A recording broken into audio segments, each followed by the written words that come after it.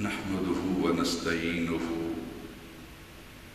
ونستغفره ونؤمن به ونتوكل عليه ونعوذ بالله من شرور أنفسنا ومن سيئات أعمالنا من يهده الله فلا مضل له ومن يضلله فلا هادي له ونشهد أن لا إله إلا الله وحده لا شريك له ونشهد أن محمدًا عبده ورسوله أما بعد فأعوذ بالله من الشيطان الرجيم بسم الله الرحمن الرحيم قال الله تعالى في كلامه المجيد البرهان الرشيد والفرقان الحميد وَإِذَا سَأَلَكَ عِبَادِي أَنِّي فَإِنِّي قَرِيبٌ أُجِيبُ دَعْوَةَ الدَّاعِ إِذَا دَعَانِ فَلْيَسْتَجِيبُوا لِي فَلْيُؤْمِنُوا بِي لَعَلَّهُمْ يُرْشَدُونَ صدق الله مولانا العظيم وصدق رسوله النبي الكريم ونحن على ذلك من الشاهدين والشاكرين والحمد لله رب العالمين وقال الله تعالى في مقام آخر إن الله وملائكته يصلون على النبي يا أيها الذين آمنوا صلوا عليه وسلموا تسليما الصلاة والسلام عليك يا سيدي يا رسول الله وعلى آلك وصحابك يا سيدي يا حبيب الله الصلاة والسلام عليك يا سيدي يا رسول الله وعلى آلك وصحابك يا رحمة للعالمين معزز و محترم سامعین، ارباب اہل سنت، ادب خردگان نگاہ محبت، قرآن مجید برہان رشید سے ایک آیت سورہ مومن کی اللہ رب العزت ارشاد فرماتے ہیں وَإِذَا سَأَلَكَ عِبَادِي أَنِّي فَإِنِّي قَرِيبٌ أُجِيبُ دَعْوَةَ الدَّاعِ إِذَا دَعَانِ فَلْيَسْتَجِيبُوا لِي وَلْيُؤْمِنُوا بِي لَعَلَّهُمْ يَرْشُدُونَ سورہ مومن کی یہ آیت ہے۔ اس آیت پر تھوڑی سی آج ہم نے گفتگو کرنی ہے۔ ماہ رجب، ماہ شعبان اور ماہ رمضان، یہ 3 ماہ اللہ رب العزت نے ہمیں عطا فرمائے ہیں۔ حضرت ذوالنون مصری رحمت اللہ تعالی علیہ آپ فرماتے ہیں کہ رجب، شعبان اور رمضان یہ 3 کیسے مہینے ہیں؟ آپ فرماتے ہیں کہ رجب کے اندر کھیتی کو، زمین کے اندر بیج کو بویا جاتا ہے، کھیتی کو سینچا جاتا ہے۔ شعبان کے اندر پانی دیا جاتا ہے، اور رمضان کا وہ مہینہ ہے جس مہینے میں فصل کاٹی جاتی ہے۔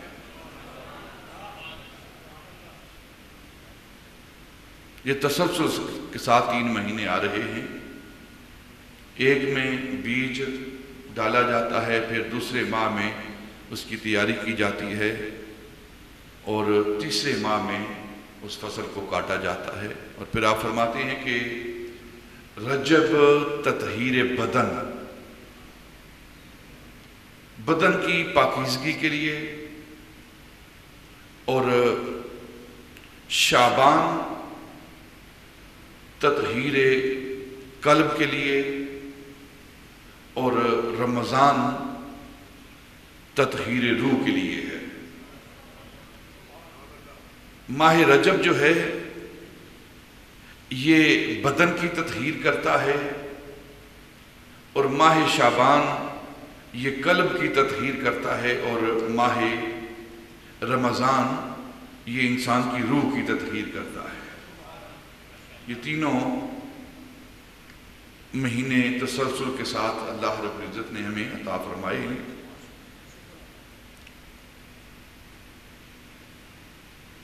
اللہ رب العزت اپنی مخلوق کو، اپنے محبوب کی امت کو بخشنے کے لیے یہ سارے بہانے بنا رہا ہے۔ رحمت حق بہانہ می جویت، بہانہ می جویت۔ اس کی رحمت بہانے تلاش کرتی ہے بخشش کے، کبھی ماہ رجب دے کر، کبھی ماہ شعبان دے کر، کبھی ماہ رمضان دے کر، کبھی نبیوں کا سلطان دے کر۔ یہ سارے کام جو اللہ رب العزت ہمیں دے رہا ہے، وہ چاہتا ہے کہ میرے محبوب کی امت کی بخشش ہو، بخشش ہو۔ حضرت مولا علی رضی اللہ تعالی عنہ آپ فرماتے ہیں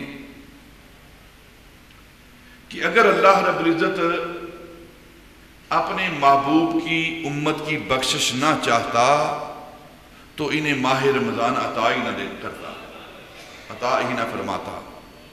یہ ماہ رمضان کا ملنا، عطا ہونا اس بات کی علامت اور دلیل ہے کہ اللہ رب العزت اپنے محبوب کی امت کو بخشنا چاہتا ہے، ان کی بخشش فرمانا چاہتا ہے۔ ماہ شعبان گزر رہا ہے، ابھی 2 دن پہلے شعبان کی 15ویں رات گزری ہے۔ اس رات کے اندر ہم نے شب بیداری کا اہتمام کیا، گریہ زاری و آہزاری کا اہتمام کیا، اللہ کی بارگاہ میں دعائیں کی، اور پھر اس کے محبوب کی نعت کو سنا، محبوب کی باتوں کو سنا، جمع ہوئے، توبہ استغفار کی۔ یہ سارے معاملے اس لیے تھے تاکہ اللہ رب العزت ہم سب کی بخشش فرما دے۔ یہ جو تینوں مہینے ہیں سال کے اندر، ویسے تو سارا سال انسان کو چاہیے کہ وہ اللہ کی عبادت کرے، اس کی بارگاہ میں سجدہ ریز ہو، اس کی بارگاہ میں توبہ کرے، لیکن یہ خاص کر یہ 3 مہینے یہ انسان کے لیے اس انداز میں اللہ رب العزت نے ادا کیے ہیں، انسان کو عطا فرمائے ہیں کہ ان 3 مہینوں کے اندر وہ اتنی محنت کرے، اتنی محنت کرے تاکہ اس کی زندگی کے سارے گناہوں کو بخش دیا جائے۔ یہ توبہ و استغفار کا بھی مہینے ہیں، اور اللہ کی بارگاہ میں دعا کرنے کے بھی مہینے ہیں۔ یہ آج انشاءاللہ انتہائی اختصار کے ساتھ دعا کے حوالے سے ہم گفتگو کریں گے۔ دعا کیا ہوتی ہے؟ قرآن پاک کے اندر جو اللہ رب العزت نے دعا کا حکم دیا ہے، تو اس حوالے سے انسان جو اللہ کی بارگاہ میں دعا کرتا ہے، وہ دعائیں قبول کس طرح ہوتی ہیں اور دعائیں قبول کیوں نہیں ہوتی، ان دعاؤں کا درجہ کیا ہے، مرتبہ اور مقام کیا ہے۔ اللہ رب العزت قرآن پاک میں ارشاد فرماتے ہیں وَإِذَا سَأَلَكَ عِبَادِي عَنِّي فَإِنِّي قَرِيبٌ۔ محبوب، جب یہ میرے بندے تجھ سے میرے بارے میں سوال کریں، وَإِذَا سَأَلَكَ عِبَادِي عَنِّي فَإِنِّي قَرِيبٌ، جب یہ میرے بارے میں سوال کریں تو محبوب انہیں بتلا دیجئے، انہیں فرما دیجئے، انہیں معلوم ہونا چاہیے فَإِنِّي قَرِيبٌ، میں ان کے بہت قریب ہوں۔ کس بارے میں سوال کرے؟ انی سے مراد اللہ کی ذات، اللہ کی صفات، اللہ کے اسماء، اللہ کی رحمت، اللہ کی مغفرت، اس کی بخشش، اس کی عطا، میری بخشش کے بارے میں، میری رحمت کے بارے میں، میری عطا کے بارے میں، میری مغفرت کے بارے میں، میری رحمت کے بارے میں، میری ذات کے بارے میں، میری صفات اور اسماء کے بارے میں اگر یہ آپ سے سوال کرتے ہیں تو محبوب آپ فرما دیجئے فَإِنِّي قریب، میں بہت قریب ہوں۔ شرط کیا ہے؟ وَإِذَا سَأَلَكَ عِبَادِي، شرط یہ ہے کہ محبوب یہ میرے بارے میں آپ سے پوچھے۔ قرآن پاک کو سمجھنے کی ضرورت ہے۔ شرط یہ ہے کہ یہ میری ذات کے حوالے سے، صفات کے حوالے سے، میری رحمت کے حوالے سے، میری بخشش کے حوالے سے آپ سے سوال کریں۔ اذا سألک، یہ سوال آپ سے کریں، کسی اور سے نہ کریں۔ کیوں آپ سے کریں؟ میں یہ شرط کیوں لگا رہا ہوں؟ محبوب اس لیے لگا رہا ہوں کہ میں خدا ہو کر اس بات کا اظہار کرنا چاہتا ہوں، یہ بات بتانا چاہتا ہوں، اس بات کو لوگوں کے اندر عام کرنا چاہتا ہوں کہ میری ذات کے حوالے سے، صفات و اسماء کے حوالے سے، میری مغفرت اور میری بخشش کے حوالے سے، میری رحمت کے حوالے سے، محبوب میری ذات کے حوالے سے آپ جیسا اور کوئی نہیں جانتا۔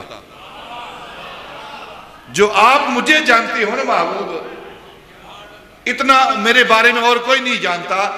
اس لیے جب یہ آپ سے سوال کریں گے تو آپ انہیں وہ بات بتائیں گے، وہ طریقہ بتائیں گے، وہ انداز بتائیں گے کہ جو انداز کسی اور کو آتا ہی نہیں، کسی اور کو آتا ہی نہیں۔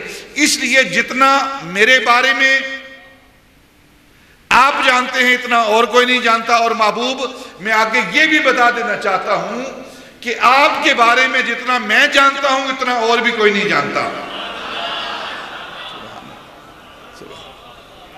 اس لیے وَإِذَا سَأَلَكَ عِبَادِي، جب میرے بندے تو سے سوال کرے میرے بارے میں، کیونکہ میری ذات کے بارے میں تم ہی جانتے ہو، تم ہی جانتے ہو، جو معرفت تمہیں حاصل ہے، جو معمولات، جو علم تجھے حاصل ہے، جو معرفت تجھے حاصل ہے میری ذات کے بارے میں، جتنا تو مجھے جانتا ہے اتنا اور کوئی نہیں جانتا، حتیٰ کہ تو اتنا جانتا ہے کہ تیرے سوا مجھے کسی اور نے دیکھا ہی نہیں ہے۔ وَإِذَا سَأَلَكَ عِبَادِي أَنِّي فَإِنِّي قَرِيبٌ۔ دیکھیں قرآن پاک کے اندر آتا ہے کہ اللہ رب العزت فرماتے ہیں نَحْنُ أَقْرَبُ إِلَيْهِ مِنْ حَبْلِ الْوَرِيدِ، ہم شاہ رگ سے بھی زیادہ قریب ہیں، شاہ رگ سے زیادہ قریب ہیں، ہم اپنے بندوں کے شاہ رگ سے بھی زیادہ قریب ہیں۔ اتنا قرب ہونے کے باوجود لیکن اللہ پھر فرماتا ہے کہ جب یہ آپ سے پوچھیں گے تو ہم پھر قریب ہیں۔ یعنی کہ اگر کوئی اللہ رب العزت کا قرب چاہتا ہے، بے شک اس کا اعلان ہے یہ کہ میں شاہ رگ سے بھی زیادہ قریب ہوں، لیکن محبوب شاہ رگ سے قریب تب ہوں جب یہ آپ کے حوالے سے میرے قرب میں آئیں گے، آپ کے وسیلے سے میرے قرب میں آئیں گے، پھر میں شاہ رگ سے بھی زیادہ قریب ہوں۔ بے شک بخشنہار، قرآن پاک کو پڑھیں اس مسئلے کے حوالے سے، بے شک بخشنہار اللہ کی ذات ہے، بے شک رحم و کرم کرنے والی ذات اللہ کی ہے، غفور و رحیم ذات اللہ کی ہے، ہر وقت وہ بخشنے والا ہے، رحم کرنے والا ہے، کرم کرنے والا ہے، فضل فرمانے والا ہے۔ سب کچھ کرنے کے باوجود اللہ فرماتا ہے وَلَوْ أَنَّهُمْ إِذْ ظَلَمُوا أَنفُسَهُمْ جَاءُوكَ فَاسْتَغْفِرُوا اللَّهَ وَاسْتَغْفَرَ لَهُمُ الرَّسُولُ لَوَجَدُوا اللَّهَ تَوَّابًا رَحِيمًا۔ کس انداز میں اس مسئلے کو حل کیا جا رہا ہے؟ جب یہ لوگ اپنی جانوں پر ظلم کر لیں تو پھر محبوب تیری بارگاہ میں آ جائیں اور تیرے پاس آ کر تیری بارگاہ میں حاضر ہو کر یہ سارے جو اپنے جانوں پر ظلم کرنے والے ہیں یہ اللہ کی بارگاہ میں استغفار مغفرت طلب کریں، واستغفر اللہ، اللہ سے توبہ کریں، مغفرت طلب کریں. اور اس کے اوپر کیا بات ہے؟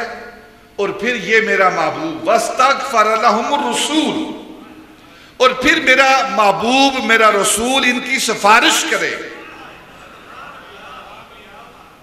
بخشن ہار اللہ ہے، توبہ قبول کرنے والا اللہ ہے، ہر وقت بخشتا ہے، ہر مقام پر بخشتا ہے، ہر جگہ وہ بخشش کی صفت کے ساتھ موجود ہے. لیکن وہ قرآن پاک کے اندر بیان کر رہا ہے بے شک بخشش میرا ہی کام ہے، رحم کرنا میرا ہی عمل ہے، میری ہی صفت ہے، لیکن مجھے کب رحم کرنے والا پاؤ گے، کب مجھے بخشنے والا پاؤ گے؟ جب تم میرے محبوب کی بارگاہ میں آؤ گے، محبوب کی بارگاہ میں آ کر پھر مجھ سے توبہ کرو گے، مجھ سے استغفار طلب کرو گے، اور پھر میرا محبوب تمہاری سفارش کرے گا. لَوَجَدُ اللَّهَ تَوَّابًا رَحِيمًا، تو اللہ کو اس حال میں پاؤ گے کہ وہ توبہ بھی قبول کرنے والا ہے اور بخشش بھی کرنے والا ہے. تو نتیجہ کیا نکلتا ہے ان ساری باتوں کا؟ اذا سالک عبادی انی فانی قریب، بے شک میں رحمت کرنے والا ہوں، بخشش کرنے والا ہوں، رحیم ہوں، کریم ہوں، مغفرت کرنے والا ہوں.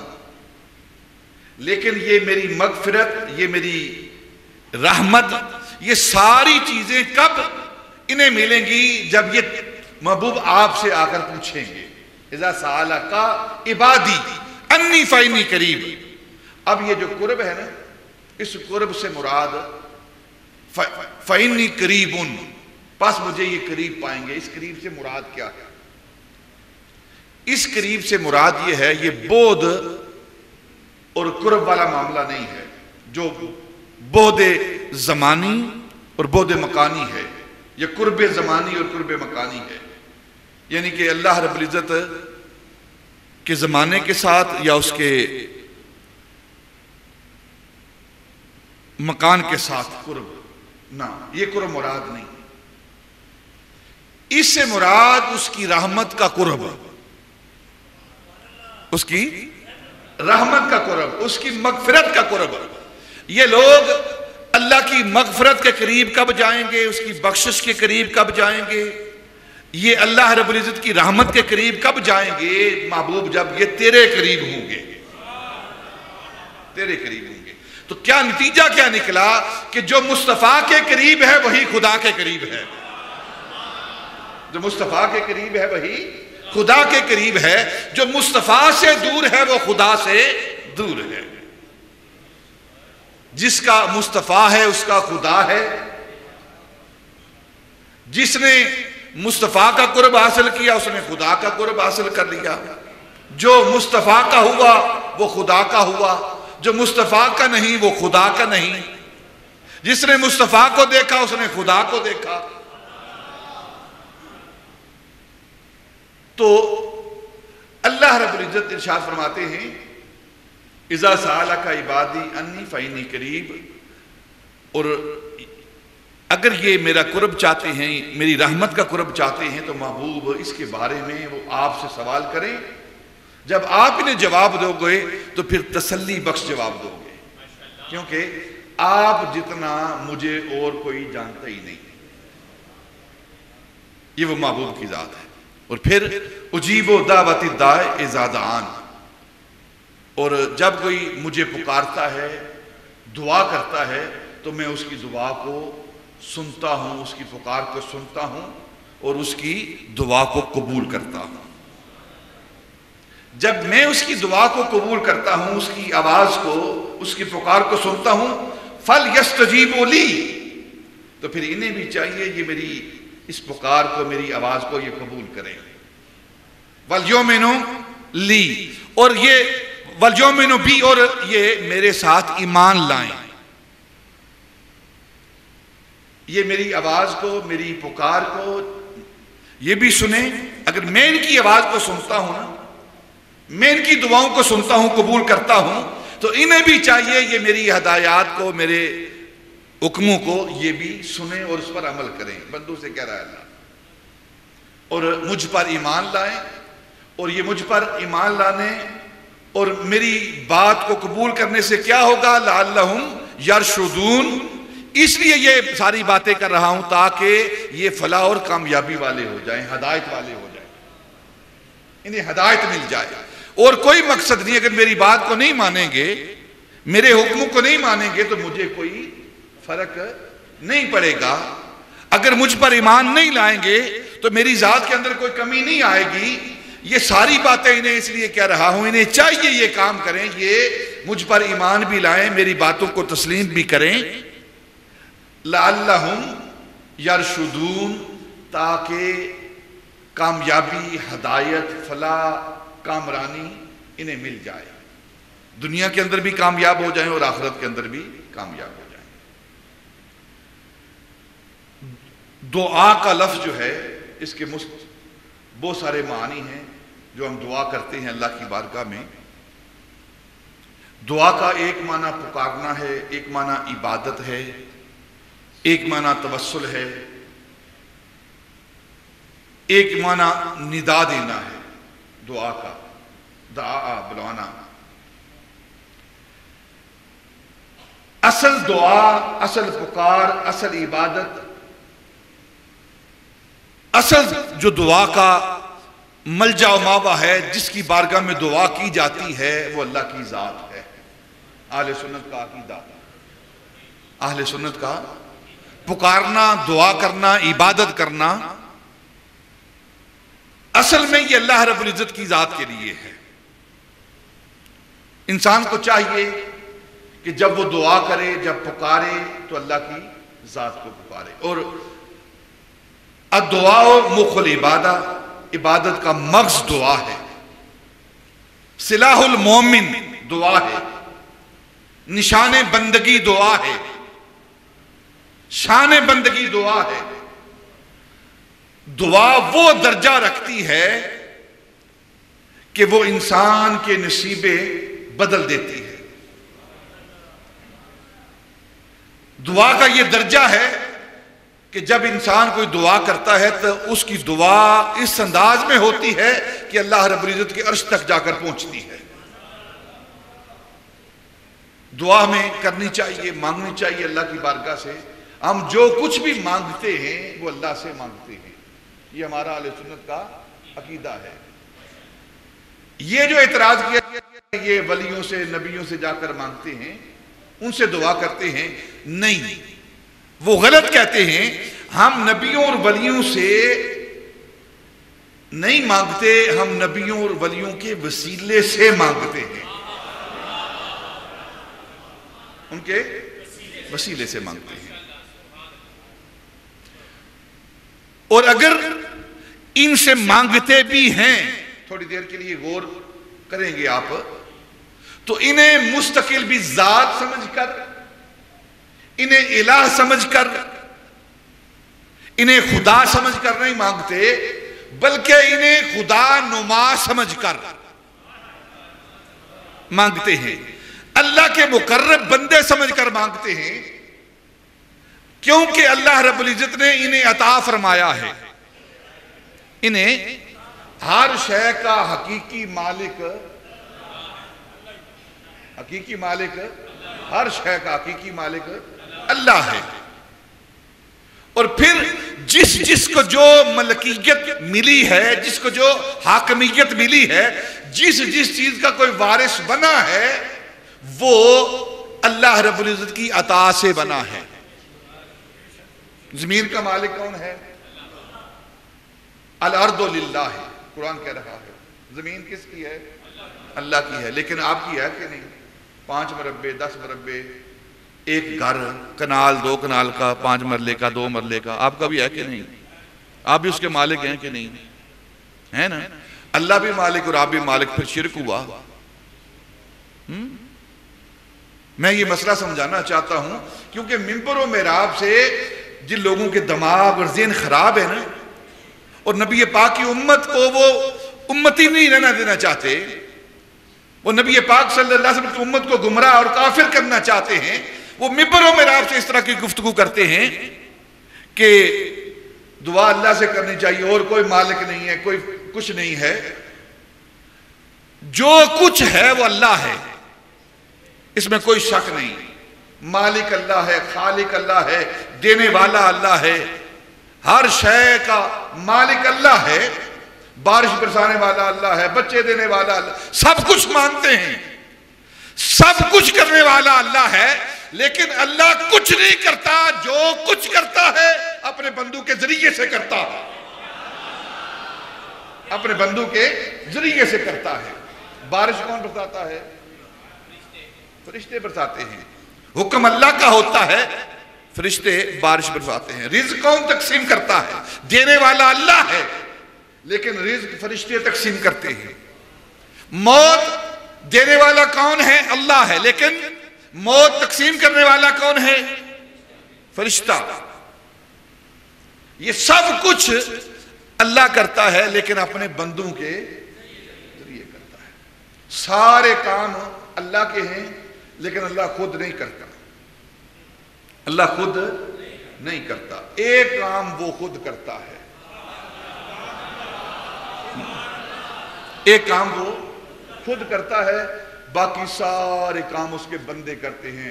فرشتے بھی اس کے بندے ہیں، انسان بھی اس کے بندے ہیں، نبی بھی اس کے بندے ہیں، ولی بھی اس کے بندے ہیں، نیک بھی اس کے بندے ہیں، گنہگار بھی اس کے بندے ہیں، سارے اس کے بندے ہیں، بس اس نے اپنے بندوں کی ڈیوٹیاں لگا رکھی ہیں۔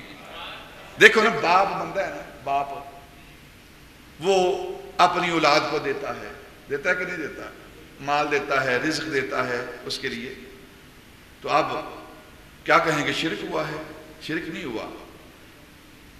حقیقی رب اللہ کی ذات ہے، اور باقی جتنے بھی رب ہیں، یعنی پالنے والے، ماں بھی پالنے والی ہے، ماں بھی پالنے والی ہے، رب کا معنی ہے پالنے والا۔ حقیقی رب، حقیقی پالنے والا اللہ کی ذات ہے، اور باقی جتنے بھی رب ہیں، رب سے مراد پالنے والے، تو وہ مجازی طور پر اللہ کی عطا سے ہے، اللہ کی عطا سے ہے۔ سارے کام اللہ، جو اللہ کے کام ہیں وہ سارے اس کے بندے کرتے ہیں۔ بارش کا کام ہو، رزق تقسیم کرنے کا کام ہو، روٹی دینے کا کام ہو، اولاد دینے کا کام ہو، ایک دوسرے کے معاملات حفاظت کے ہوں، وہ یہ سارے کام اللہ نے اپنے بندوں کی ڈیوٹی لگا رکھی ہے۔ فرشتوں کو حکم دیا ہے تم بندوں کی حفاظت کرو۔ حدیث پاک میں آتا ہے کہ ایک بندہ، ایک انسان، حدیث پاک ہے یہ، اللہ اپنے بندوں کے ساتھ کتنی محبت کرتا ہے، کتنا اہتمام کرتا ہے۔ ہر بندے کے ساتھ ڈز ناٹ میٹر کہ وہ بندہ گنہگار ہے یا نیکوکار ہے، ہر بندے کے ساتھ اللہ رب العزت نے 60 فرشتے، کتنے؟ 60 فرشتے اس کی حفاظت کے لیے رکھے ہوئے ہیں۔ 60 فرشتے اس کی حفاظت کے لیے، ہر بندے کی حفاظت کے لیے 60 فرشتے، حدیث پاک ہے۔ لیکن ایک کام وہ خود کرتا ہے۔ جب عام بندوں کی حفاظت کا معاملہ آئے تو عام بندوں کی حفاظت کے لیے 60 فرشتے ہیں، اور جب محبوب کی حفاظت کا معاملہ آئے تو خود محبوب کی حفاظت کرتا ہے۔ واللہ یعصمک من الناس، محبوب ساری مخلوق کے سارے لوگوں کی حفاظت کے لیے فرشتے ہیں، اور تیری حفاظت کے لیے میں خود ہوں۔ سارے کام مخلوق کرتی ہے، اس کے بندے کرتے ہیں، لیکن ایک کام جو ہے وہ خدا خود کرتا ہے۔ وہ کیا ہے؟ وہ محبوب پر درود و سلام بھیجتا ہے، درود و سلام بھیجتا ہے۔ اور جس چیز کی نسبت محبوب کے ساتھ ہو جائے، جس بندے پر الزام لگتا ہے، اس پر بہتان لگتا ہے، تو مخلوق میں سے کوئی چیز اس کی گواہی دیتی ہے، مخلوق میں سے کوئی چیز اس کی گواہی دیتی ہے۔ دیکھیں حضرت یوسف علیہ السلام پر زلیخا کے حوالے سے بہتان الزام لگا تو گواہی بچے نے دی، سنا ہے آپ نے بارہا یہ بات۔ حضرت مریم پر الزام لگا، گواہی بچے نے، عیسیٰ علیہ السلام نے دی. لیکن جب سیدہ طیبہ طاہرہ سیدہ عائشہ رضی اللہ تعالیٰ عنہ پر الزام لگا تو نہ کسی بچے نے گواہی دی، نہ کسی ریت کے ذرے نے گواہی دی، نہ کسی درخت نے گواہی دی، خود اللہ رب العزت نے گواہی دی. خود اللہ رب العزت نے گواہی دی. جب اپنے محبوب کا معاملہ آتا ہے نا تو سارے معاملے جدا کر دیتا ہے. سارے معاملے جدا کر، ہر شے اللہ دیتا ہے لیکن اپنے بندوں کے ذریعے دیتا ہے. ان اولیاء اللہ کے پاس آ کر ہم ان سے دعا نہیں کرتے کہ آپ یہ چیز دو، ہم یہ کہتے ہیں کہ آپ یہ چیز ہمیں اللہ سے لے کر دو. جس طرح بیٹا کبھی ماں کے پاس جاتا ہے کہ باپ سے لے کر دو، کبھی بیٹا باپ کے پاس جاتا ہے ماں سے لے کر دو. دینے والا اللہ ہی ہے لیکن باپ کے پاس جاتا ہے ماں سے لے کر دو، اس لیے کہ باپ کے ہاں اس کی بیٹے کی ماں جو ہے وہ بڑی محبوب ہے، مقبول ہے، تو اس لیے اس نسبت کی وجہ سے. اور بیٹا جانتا ہے کہ ماں سے مانگوں گا، ماں باپ سے کہے گی میرے، تو باپ اس کے کہنے پر مجھے دے دے گا. اسی طرح بلا تشبیہ و تمثیل جو اللہ کے پیارے ہوتے ہیں ان کی بارگاہ میں جاتے ہیں، اللہ ہماری بات کو ٹال دے، ہماری بات کو نہ مانے کیونکہ گنہگار ہیں، لیکن وہ اپنے بندوں، اپنے مقبول بندوں کی بات کو ٹالتا نہیں ہے. اپنے محبوب اور اپنے مقبول بندوں کی بات کو ٹالتا نہیں ہے. اس لیے ہم مانگتے اللہ ہی سے ہیں لیکن ان اولیاء بزرگان دین کے وسیلے اور نسبت سے مانگتے ہیں. ایک بات یہ عقیدہ ہمارے ذہنوں کے اندر محفوظ ہو گیا ہے اور یہ کلیئر ہو گیا ہے. اب کچھ لوگوں کا نظریہ یہ ہے کہ یہ جو نیک بندے ہیں نا، ولی اور نبی، یہ وسیلہ نہیں بن سکتے. یہ ایک نظریہ ہے، یہ نیک بندے، اللہ کے نبی، ولی، یہ وسیلہ نہیں بن سکتے. نیک اعمال وسیلہ بن سکتے ہیں. جو ہم نماز پڑھتے ہیں نا، نماز پڑھتے کیوں پڑھتے ہیں؟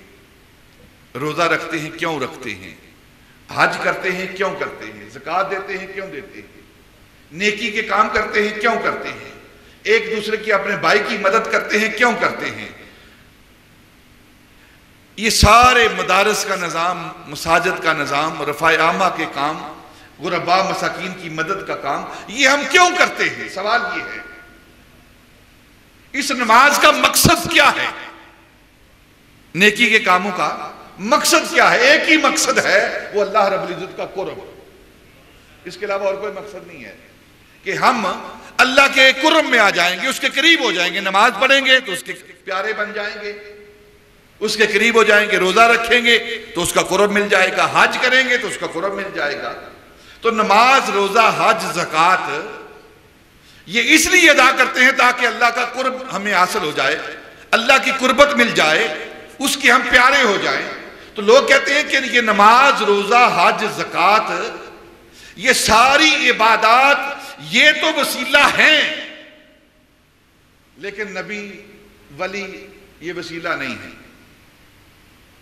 ہم ان سے سوال کرتے ہیں، سمپل سادہ سوال ہے، جو آپ نے نماز پڑھی ہے، جو آپ نے روزہ رکھا ہے، جو حج کیا ہے، جو آپ نے نیکی کا کام کیا ہے، کسی شخص کے پاس نماز پڑھنے کے بعد اس کے پاس سرٹیفکیٹ ہو کہ اس کی نماز قبول ہو گئی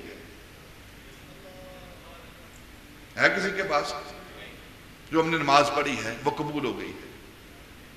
جو روزہ ہم نے رکھا ہے اس کی سند جاری ہو گئی ہے کہ یہ روزہ آپ کا قبول ہو گیا ہے.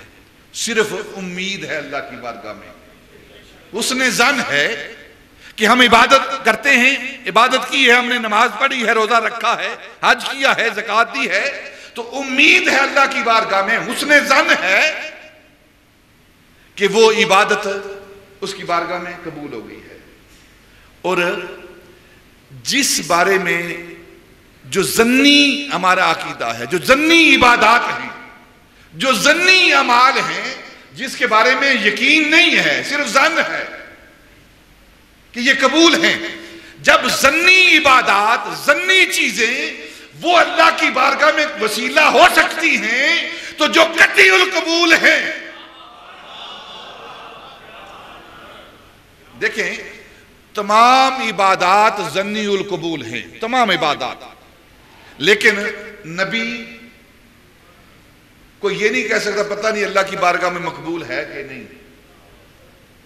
قطعی طور پر یہ عقیدہ ہے تمام اہل سنت کا کہ نبی ہوتا ہی وہ ہے جو اس کی بارگاہ میں مقبول ہو، اور اگر نبی کے بارے میں، نبوت کے بارے میں یہ عقیدہ رکھا جائے پتہ نہیں قبول ہے کہ نہیں، تو یہ کفر ہے۔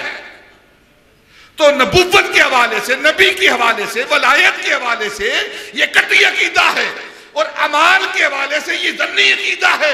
اگر ظنی القبول وہ وسیلہ ہو سکتا ہے تو قطعی القبول وسیلہ کیوں نہیں ہو سکتا؟ اپنی عقل کو استعمال کرے انسان کہ جب ظنی القبول، پتہ نہیں یہ بات اللہ کی بارگاہ میں قبول ہے کہ نہیں، لیکن یقین کرتے ہیں، اس کی بارگاہ میں امید رکھتے ہیں کہ وہ ہماری عبادات کو، ہمارے روزے جمعے اپنی بارگاہ میں قبول کر لے گا، اس لیے کرتے ہیں، لیکن سرٹیفکیٹ کسی کے پاس نہیں۔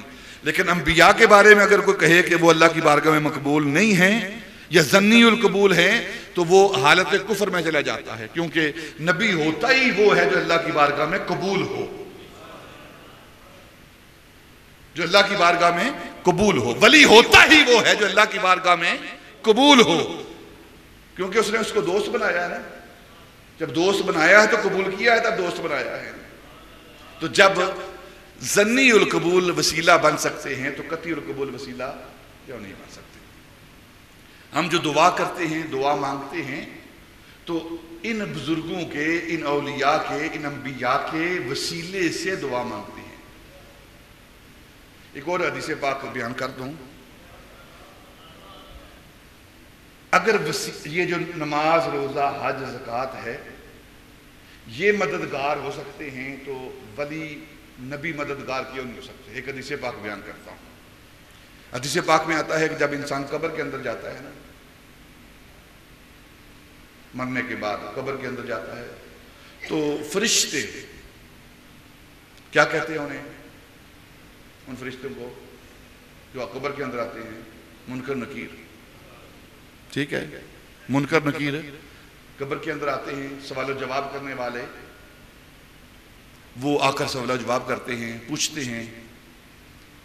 تو جب وہ فرشتے سوال کرتے ہیں نا تو حدیث پاک میں آتا ہے کہ انسان جو دنیا کے اندر نیکی کرتا ہے، نماز پڑھتا ہے، روزہ رکھتا ہے، حج کرتا ہے، زکوٰۃ دیتا ہے اور دوسرے جو کام کرتا ہے، وہ اس کی نیکیاں اس بندے اور فرشتوں کے درمیان حائل ہوتی ہیں، کھڑی ہو جاتی ہیں۔ فرشتے قدموں کی طرف آتے ہیں، سوال کرتے ہیں، نیکی آگے جا کر کھڑی ہو جاتی ہے بندے اور اس فرشتے کے درمیان۔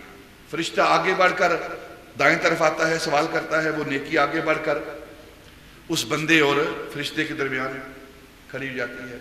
بھی تو اس بندے سے کچھ نہ پوچھ، اس کی پروٹیکشن کے لیے، اس کی حفاظت کے لیے۔ یہ حدیث پاک ہے، لیکن یہ حدیث پاک بتائی نہیں جاتی اور اس کا نتیجہ نہیں نکالا جاتا۔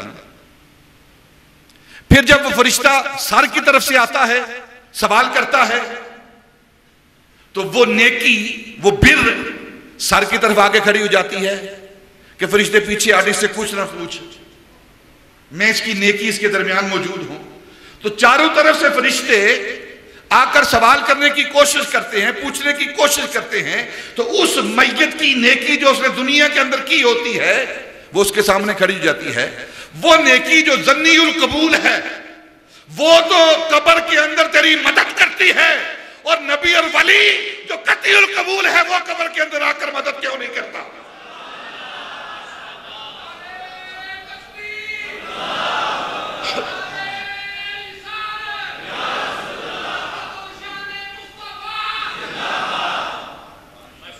جب ظنی القبول عبادات وہ مدد کرتی ہیں،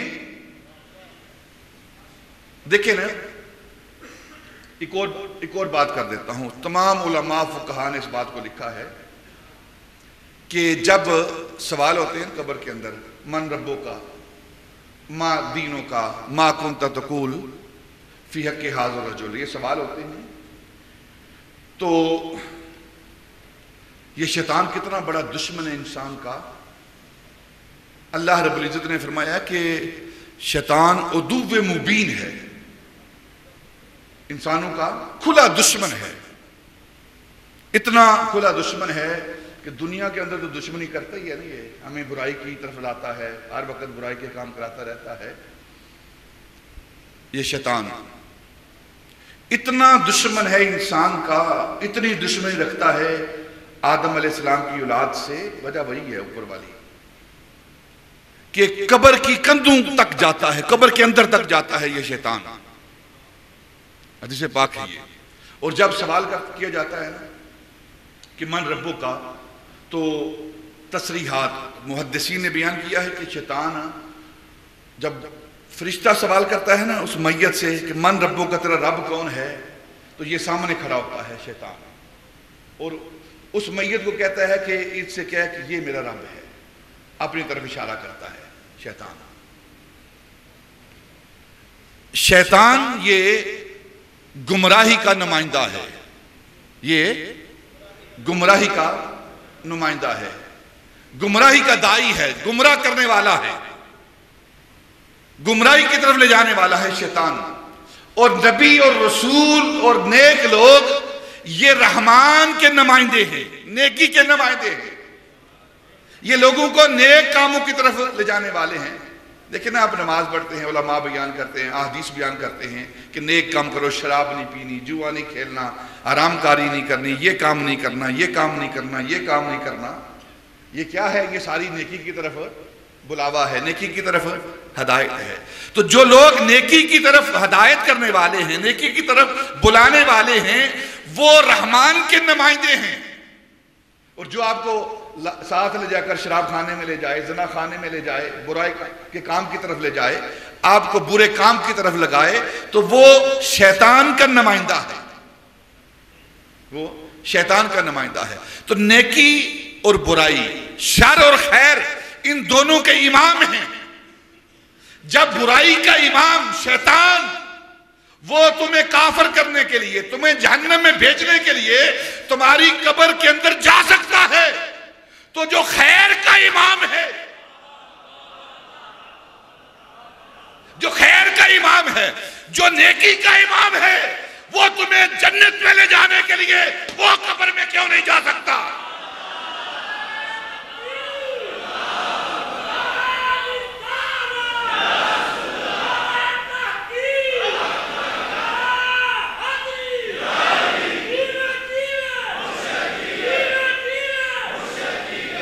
تمام علماء نے لکھا ہے کہ جب من ربوں کا سوال کیا جاتا ہے تو اس سوال پر شیطان اپنی طرف اشارہ کرتا ہے کہ اے بندے تو کہہ تیرا رب یہ ہے تاکہ تجھے جہنم ملے۔ اور اگر شیطان قبر کے اندر جا کر گمراہ کر سکتا ہے، وہ جہنم کی طرف لے جا سکتا ہے، تو جو اللہ کے بندے ہیں، جو حق کے نمائندے ہیں، جو خیر کے نمائندے ہیں، وہ قبر کے اندر جا کر یہ کیوں نہیں کہتے کہ کیا تیرا رب اللہ ہے؟ اس پر ایک بات کر دیتا ہوں، حضرت امام فخر الدین رازی کی، شیطان آیا آخری وقت، فخر الدین رازی کو جانتے ہیں، اپنے وقت کا علامہ، کہتے ہیں اگر میں سورہ فاتحہ کی تفسیر کروں نا تو 10 اونٹ اس کا بوجھ اٹھائیں، وہ علامہ۔ آخری وقت آیا تو شیطان نے کہا فخر الدین ساری عمر ہو گئی ہے نمازیں پڑھتے ہوئے، اللہ اللہ کرتے ہوئے، دین پڑھاتے ہوئے، اللہ کی طرف بلاتے ہوئے، جس اللہ کو کی طرف بلاتے ہو، جس کو مانتے ہو، اس کے ماننے کی، اس کے ہونے کی تمہارے پاس دلیل بھی ہے کوئی؟ تو فرمایا ہاں کیوں نہیں ہے دلیل دی۔ اور شیطان جو ہے وہ سب سے بڑا عالم ہے، اس کا علم کو کم نہیں ہے، اتنا بڑا عالم ہے کہ وہ خدا سے بنانے والے سے مناظرے کرتا ہے۔ آپ قرآن کو پڑھیں تو دلیل دی، اس نے دلیل کو کاٹ دیا، رد کر دیا دلیل کا، پھر دوسری دلیل، تیسری دلیل، چوتھی دلیل، پانچویں دلیل، روایات میں آتا ہے، اگر آپ فخر الدین رازی کی سیرت کا مطالعہ کریں نا، ایک روایت کے مطابق 100 سے زائد دلیل اور دوسری روایت کے مطابق 300 سے زائد دلیلیں اللہ رب العزت کے ہونے کی امام فخر الدین رازی نے دی ہیں۔ 300 سے زائد دلیلیں، ہر دلیل جب امام فخر الدین رازی دیتے شیطان اس دلیل کو کاٹ دیتا، رد کر دیتا۔ جب عین وہ نزع کا وقت آخری وقت ہے اور شیطان چاہتا بھی یہ ہے کہ وہ تمہیں کفر کی موت پر لائے، تمہارا خاتمہ بالکفر ہو، شیطان یہ چاہتا ہے اور نبی یہ چاہتا ہے، نبی کے نمائندے یہ چاہتے ہیں کہ تمہارا خاتمہ بالایمان ہو۔ این وہ معاملہ جب وہ ساری دلیلیں کاٹ چکا ہے، رد کر چکا ہے، تو اب انکار کرنے کے قریب تھے۔ پھر اگر وہ نہیں ہے تو میں نہیں مانتا، اس انداز میں اس مقام پر پہنچتے ہیں تو این ان کے سامنے حضرت خواجہ نجم الدین کبریٰ جو ان کے پیر و مرشد ہیں، ان کی شکل سامنے آتی ہے۔ دوسری روایت ان کی آواز آتی ہے کہ فخر الدین اس لعین سے، اس بدبخت سے، اس شیطان سے کہے کہ میں اپنے رب کو دلیل سے نہیں بغیر دلیل کے مانتا ہوں، بغیر دلیل کے مانتا ہوں۔ اور وہ آواز حضرت امام فخر الدین رازی کے کانوں میں پڑی۔ اور ایک اور روایت ہے، میں نے پڑھی ہے کتابوں کے اندر، کہ اس وقت حضرت خواجہ نجم الدین کبریٰ آپ تہجد کے لیے وضو فرما رہے تھے اور آپ کا خادم آپ کو لوٹا لے کر وضو کروا رہا تھا، تو آپ نے اپنے خادم سے لوٹا پکڑا، کوزہ پکڑا، اور وہ کوزہ لے کر آپ نے دیوار کے ساتھ مارا اور فرمایا کہ اس لعین سے کہ میں بغیر کسی ذلیل کے خدا کو مانتا ہوں۔ اور وہ کوزہ جو آپ نے دیوار کے ساتھ مارا وہ حضرت امام فخر الدین رازی کے سین میں گرا جاتا۔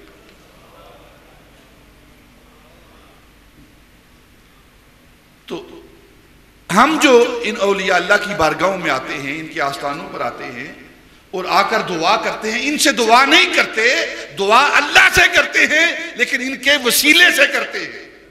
اور اگر آپ اس باب کو کھولیں گے تو نبی پاک صلی اللہ علیہ وسلم نے تعلیمات دی ہیں۔ ایک اندھا نبینا آیا نبی پاک کی بارگاہ میں، حدیث پاک ہے، یا رسول اللہ آپ دعا فرمائیں اللہ تعالیٰ مجھے بینائی عطا فرمائے۔ آپ نے دعا سکھلائی حدیث کی ساری کتابوں کے اندر کہ جا تو اللہ کی بارگاہ میں بیٹھ، دعا کر، اے اللہ میں تیری بارگاہ میں حاضر ہوں اور میں تیری بارگاہ میں تیرے پیارے محمد کے وسیلے سے دعا کرتا ہوں۔ خود نبی پاک اس دعا کو سکھا رہے ہیں۔ تو یہ عقیدہ درست کر لینا چاہیے۔ جو اہل سنت پر الزام لگاتے ہیں، بہتان لگاتے ہیں، انہیں اپنے آپ کو درست کر لینا چاہیے، یا پھر بہتان کی جو حد ہے نا، تعزیر ہے، اس کے لیے تیار ہونا چاہیے، اور کل قیامت کے روز لگے گی۔ ہم جو کچھ مانگتے ہیں، جو حقیقی دینے والا ہے وہ اللہ ہے۔ یہ اولیاء اللہ بزرگان دین، ہم ان کے وسیلے سے، ان کے ذریعے سے مانگتے ہیں۔ دعا اللہ سے کرنی چاہیے، یہ بات طے شدہ ہے۔ جب انسان دعا کرتا ہے تو اس کے دعا قبول کیسی ہوتی ہے اور قبول کیوں نہیں ہوتی، اس کی ایک دو باتیں کرتے ہیں۔ چاہیے یہ انسان کو کہ جب وہ دعا کرے تو سراپا دعا ہو۔ دیکھیں دنیا کے اندر ایک فقیر مانگنے والا، التجائیں کرنے والا، دنیا کا مال مانگنے والا، جب وہ آ کر مانگتا ہے، دنیا والوں سے مانگتا ہے، دنیا والوں سے مانگنا اور اللہ سے مانگنا دونوں کے اندر فرق کیا ہے؟ حدیث پاک میں آتا ہے کہ دنیا والوں سے مانگنا اور اللہ سے مانگنا، اس میں فرق کیا ہے؟ جب انسان اللہ سے مانگتا ہے تو اللہ فرماتا ہے کہ بندہ میری طرف ہاتھ اٹھا کر دعا کرتا ہے، مجھ سے مانگتا ہے تو مجھے حیا آتی ہے، اللہ فرماتا ہے مجھے حیا آتی ہے کہ اسے خالی ہاتھوں واپس بھیجوں۔ اور جو اللہ سے مانگتا ہے، جو نہیں مانگتا اللہ سے، اللہ اس سے ناراض ہوتا ہے، اللہ اس سے ناراض ہوتا ہے کہ یہ بندہ کیسا بندہ ہے جو مجھ سے مانگتا نہیں ہے۔ اگر ہم دنیا والوں سے مانگیں تو دنیا والے ناراض ہوتے ہیں۔ آپ پیسے مانگتے ہیں نا، ایک بار جائیں، دو بار جائیں تو پھر غصہ چڑھتا ہے، کیا لینے آگے ہیں آپ؟ ہوتا ہے کہ نہیں ہوتا؟ دنیا والوں سے مانگو تو غصہ کرتے ہیں، انہیں غصہ آتا ہے، اور اللہ سے نہ مانگو تو اللہ کو غصہ آتا ہے۔ یہ فرق ہے. اور اللہ سے مانگنا چاہیے، لیکن کس انداز میں مانگنا چاہیے؟ دنیا والوں سے جب مانگتا ہے نا کوئی انسان، ایک بیکاری فقیر آ کر مانگتا ہے تو آپ اس کا انداز دیکھیں کس انداز میں مانگتا ہے. اس کا لباس کیسا ہوتا ہے؟ پھٹا پرانا لباس ہے، بال الجھے ہوئے ہیں، داڑھی الجھی ہوئی ہے، غبار آلود ہے، اور اس کے لہجے کے اندر عاجزی انکساری ہے. بڑے دھیمے لہجے میں مانگتا ہے، اللہ کے لیے دے دو، رسول کے لیے دے دے. پھر چلتا چلتا چلتا اس انداز میں مانگتا ہے، اپنے بچوں کی خیرات دے دے. جا تیرے گھر والے سلامت رہیں، تیرے بچے سلامت رہیں. اس عاجزی انکساری کا پیکر بن کر اس کی آواز کے اندر لرزش ہوتی ہے، گڑ گڑاہٹ ہوتی ہے، رونا اس کی زبان پر، اس کے چہرے پر ہوتا ہے. عاجزی انکساری کا پیکر بن کر وہ مانگتا ہے. جب کہتا ہے نا کہ مجھے اپنے بچوں کا صدقہ، پھر روتا ہے، آنکھوں میں آنسو لاتا ہے، تو پھر جو وہاں بیٹھا ہوتا دینے والا اس کے دل کے اندر رحم آتا ہے. اچھا چلو دے دو اس کو، یہ بچوں کا مانگ رہا ہے، ان کی خیریت مانگ رہا ہے، ان کا صدقہ مانگ رہا ہے، چلو دے دو اس کو. جب تک انسان کی یہ کیفیت نہ ہو تب تک اسے خیرات ملتی نہیں. اور ہم دھیان ہمارا کہیں اور ہوتا ہے، جسم ہمارا کہیں اور ہوتا ہے، دماغ ہمارا کہیں اور ہوتا ہے، اور اللہ کی بارگاہ میں دعائیں مانگتے ہیں. پھر دعا کیسے قبول ہوگی ہماری؟ انسان جب اللہ کی بارگاہ میں حاضر ہو دعا کے لیے تو وہ سراپا التجا بن جائے. اس کا جسم بھی، اس کا ذہن بھی، اس کا قلب بھی، اس کی سوچ بھی، وہ اللہ کی بارگاہ میں گدا بن کر، مانگنے والا بن کر جب وہ حاضر ہوگا تو پھر اللہ رب العزت عطا فرمائے گا. جب توجہ پوری نہیں ہوگی، حضوری پوری طرح نہیں ہوگی، تو اس حضوری نہ ہونے کی وجہ سے پھر دعا بھی قبول، اس کا قبولیت کا درجہ نہیں پہنے گی. ایک بات عرض کرتا ہوں، آپ نے نام سنا ہے حجاج بن یوسف ثقفی کا. کہتے ہیں کہ وہ کعبے کا طواف کر رہا تھا.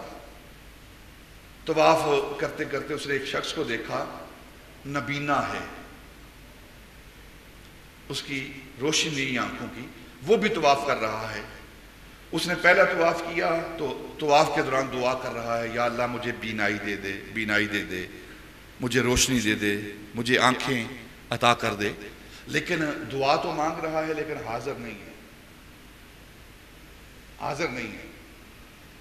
دھیان پوری طرح، پورا اضطراب اور بیقرار نہیں ہے کہ میں یہ چیز لے کر رہوں گا. دیکھیں نا، بچہ اگر کھیلتا رہے ماں دودھ دیتی ہے، بچہ روتا ہے، تڑپتا ہے، تو پھر ماں اسے دودھ دیتی ہے.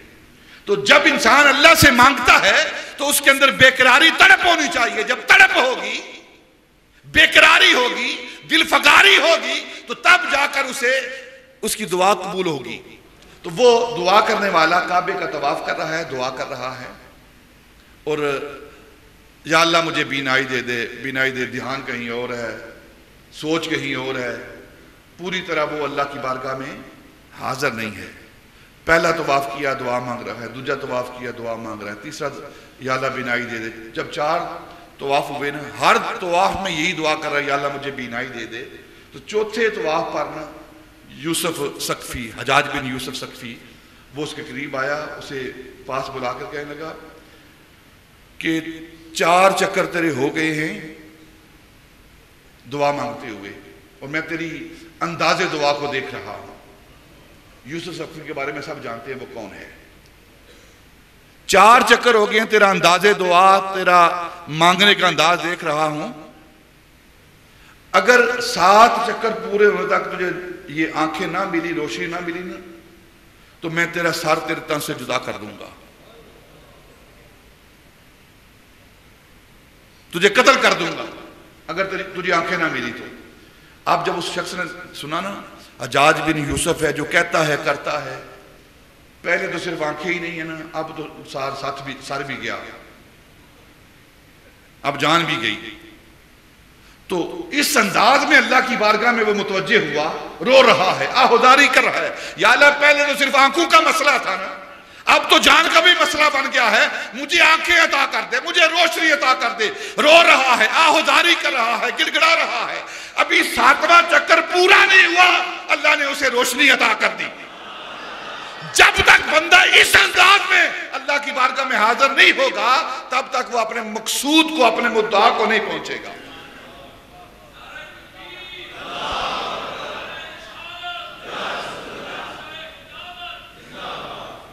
اس انداز میں جب تک اللہ کی بارگاہ میں ہم حاضر نہیں ہوں گے نا، ہماری طبیعت کچھ اور ہوتی ہے. اور پھر جو دعا کی قبولیت کا ایک مین اندیا ہے، مین چیز ہے، وہ رزق حلال ہے.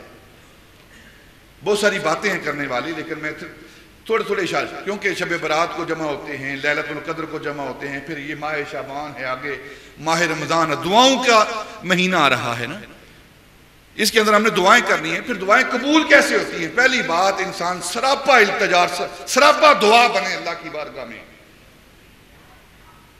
اور جتنی بار مرضی اس کی دعا کو رد کر دیا جائے پھر بھی وہ اللہ کی بارگاہ میں حاضر رہے، پھر بھی وہ اللہ کی بارگاہ میں حاضر رہے. یا اللہ تو نے ہی مجھے دینا ہے، تیرے در کے سوا اور کون سا در ہے میرے لیے. اور پھر سب سے بنیادی چیز جو ہے وہ ہے رزق حلال. حدیث پاک میں آتا ہے کہ ایک شخص دعا کر رہا تھا، رو رہا تھا، آہوزاری کر رہا تھا، گڑ گڑا رہا تھا.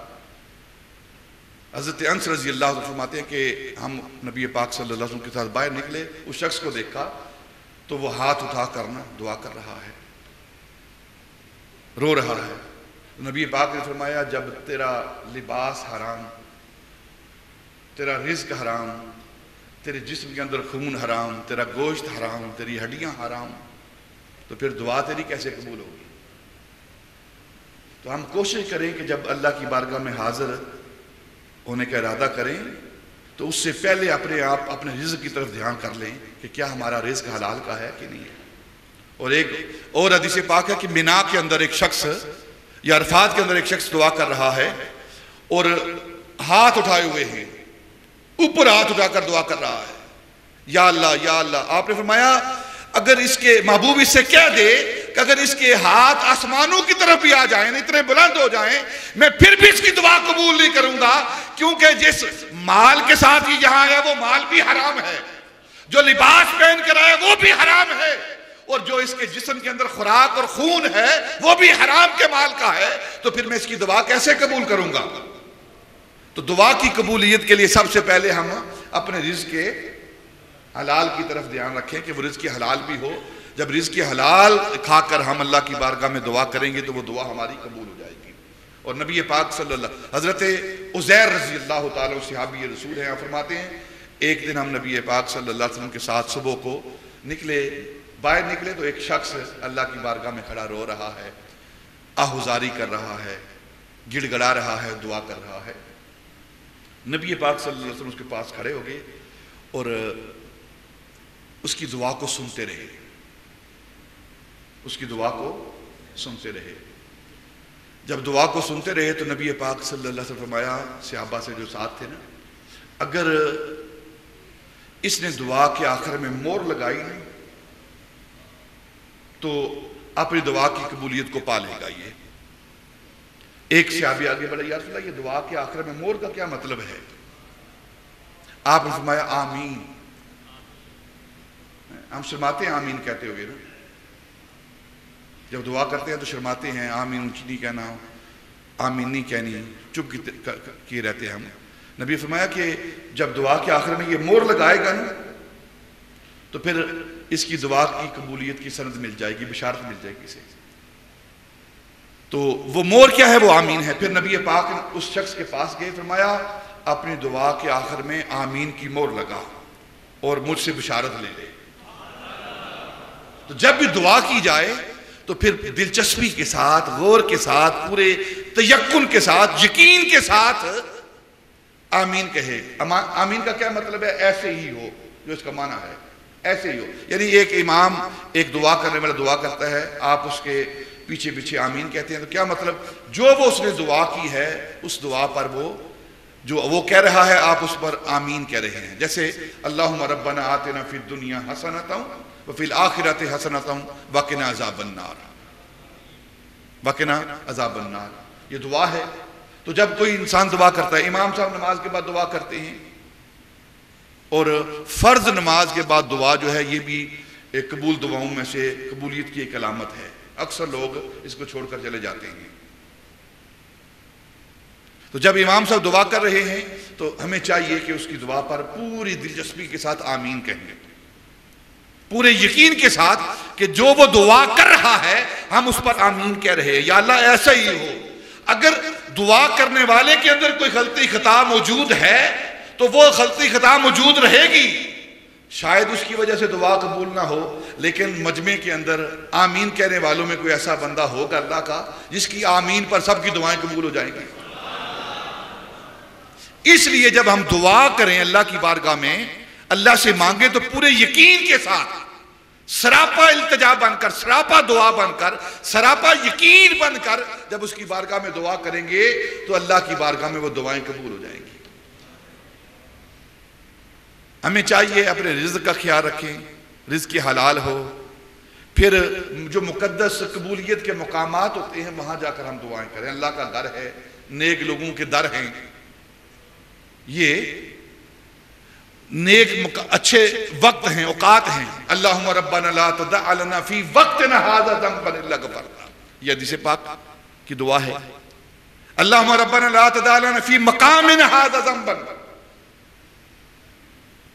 یعنی نیک مقام اور نیک وقت، اچھا وقت، جس وقت میں کوئی اچھا کام ہوا ہے اس وقت پر دیکھیں نا، شب برات لیلۃ القدر آتی ہے، تو لیلۃ القدر رات ماہ رمضان کے آخری عشرے کی 5 طاق راتیں ہیں، آخری عشرے کی 5 طاق راتیں ہیں۔ نبی پاک نے فرمایا کہ طاق راتوں کے اندر لیلۃ القدر کو تلاش کرو۔ اس رات کو کیا ہوا تھا؟ ایک اچھا کام ہوا تھا۔ اچھا کام کیا ہوا تھا؟ اللہ کا کلام نازل ہوا تھا، ٹھیک ہے نا؟ اس رات کو، اس لیلۃ القدر کو اللہ رب العزت کا کلام قرآن نازل ہوا تھا، اور قرآن نازل ہوا 1400 سال پہلے، اور 1400 سال بعد بھی جب وہ گھڑی آتی ہے جو اس رات کے ساتھ نسبت رکھتی ہے جس رات کو قرآن اترا ہے، تو 1400 سال بعد بھی اگر اس رات کو کوئی پاتا ہے تو اسے ثواب ملتا ہے۔ کتنا ثواب ملتا ہے؟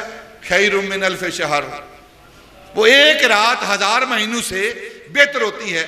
جس رات میں قرآن آئے وہ 1400 سال بعد بھی وہ رات برکت والی رات ہے، اور اس رات کو جو پا لے وہ 1000 مہینوں کی عبادت کو پا لیتا ہے۔ اور جس رات کو صاحب قرآن آئے، جو میلاد کی رات ہے، اگر کوئی اس رات کو پا لے تو اس کے لیے وہ برکت والی رات کیوں نہیں ہے؟ تو اس لیے برکت کے مقامات، برکت کی راتیں، برکت کی جگہیں، ان جگہوں پر جا کر دعا کرنا یہ بھی قبولیت کی علامت ہے۔ تو ہمیں چاہیے کہ جب دعا کریں سراپا التجا بنیں، اور اس یقین کے ساتھ اللہ کی بارگاہ میں حاضر رہیں کہ اب اس کی بارگاہ سے ہم لے کر جائیں گے۔ جس طرح انسان اڑی نہیں کرتا، پیار کے ساتھ، عاجزی انکساری کے ساتھ، لڑائی جھگڑا نہیں اس کی بارگاہ میں، وہ اس سے ہم اپنا حق نہیں مانگتے، اس سے بھیک مانگ رہے ہیں۔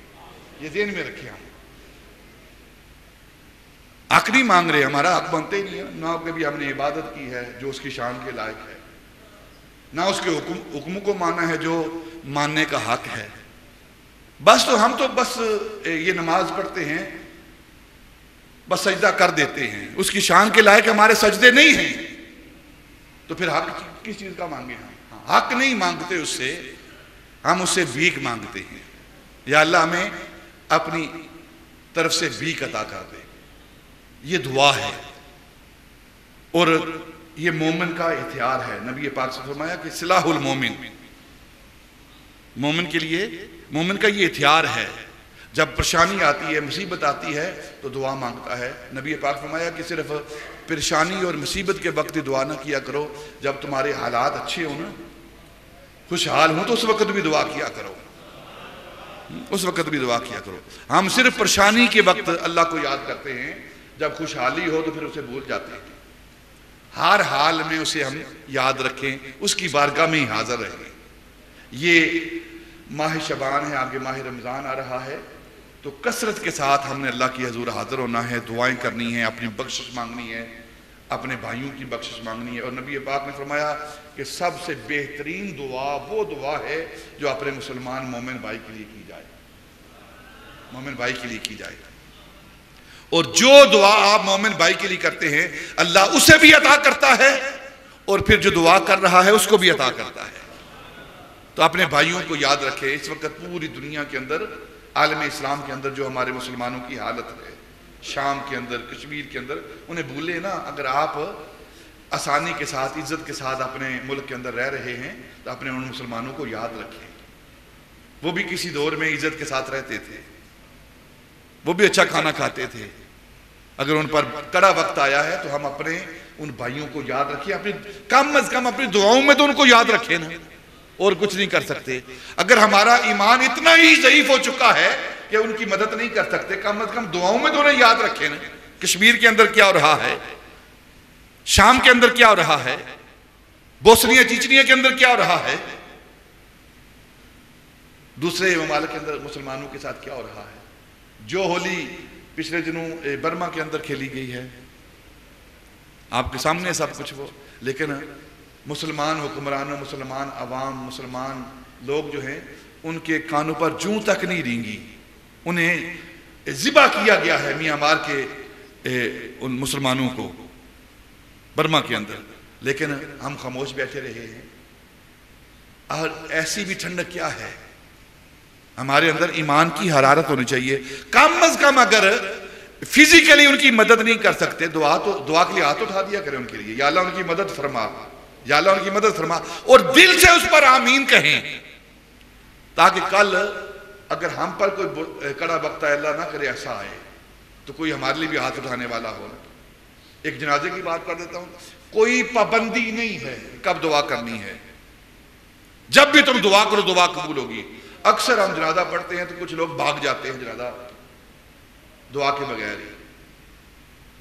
ان کے ساتھ بھی یہی ہوگا، جب ان کا جنازہ ہوگا نا، ان کے ساتھ بھی یہی ہوگا، وہ لوگ بھاگ جائیں گے۔ جنازہ ہے ہی دعا، اگر ایک دعا ہوئی ہے تو دوسری دعا کرنے میں کیا حرج ہے؟ اور نبی پاک صلی اللہ علیہ وسلم کی سنت ہے کہ جب تم جنازہ پڑھ لو تو پھر جنازے کے بعد اپنے مسلمان بھائی کے لیے اخلاص کے ساتھ دعا کرو۔ اور ہمارا یہ عمل ہے، برا عمل ہے کہ پھر بھاگتے ہیں، کہتے ہیں یہ ہمارا مسلک ہے۔ مسلک کو چھوڑو، اپنے بھائی کے حق کو یاد رکھو، اللہ رسول کے حکم کو یاد رکھو۔ یہ آج تھوڑی سی گفتگو میں نے دعا پر کی ہے، شب برات کو دعا ہوئی ہے، اور ہم نے ہر روز دعا کرنی ہے، گھر بیٹھ کر دعا کرنی ہے، اجتماعی دعا کرنی ہے، انفرادی دعا کرنی ہے، اپنے لیے کرنی ہے، اپنے بھائیوں کے لیے کرنی ہے، خاندان کے لیے کرنی ہے، مسلمانوں کے لیے کرنی ہے، امت مسلمہ کے لیے کرنی ہے، نبی پاک کے سارے غلاموں کے لیے کرنی ہے۔ اللہ ہماری دعاؤں کو اپنی بارگاہ میں قبول فرمائے۔ وما علینا۔